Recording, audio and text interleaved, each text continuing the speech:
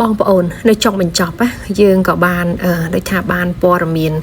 ល្អបន្តិចចាដើម្បីលួងចិត្តយើងដែរអញ្ចឹងមកស្ដាប់ការដែលគាត់ចែករំលែកទាំងអស់គ្នាណាបងប្អូនបងប្អូនទាំងអស់គ្នានេះព័ត៌មាននៅខាងក្រោយខ្នងខ្ញុំនេះគឺជាព័ត៌មានរបស់អាល្លឺម៉ង់ដែលទៅតែចុះផ្សាយថ្មីនេះឯងហើយចាប់ផ្ដើមបើកមុខពួកថៃបដាហើយ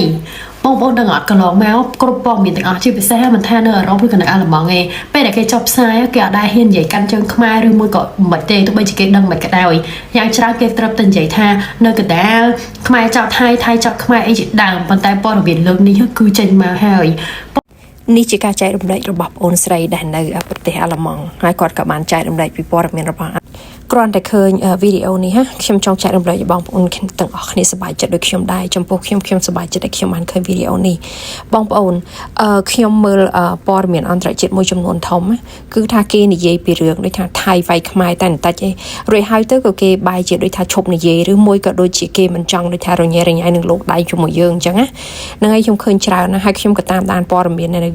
ដូចថាសហរដ្ឋអាមេរិកនេះច្រើនដែរតែដូចអត់មានអ្នកណាមួយចេញមុខនិយាយឲ្យច្បាស់ឬក៏ដាក់ចំឯងបងប្អូនអញ្ចឹងចំពោះវីដេអូដែលគាត់ចែករំលែកនេះធ្វើឲ្យខ្ញុំសប្បាយចិត្តខ្លាំងចាអរគុណបងប្អូនដែលបានចែករំលែកចា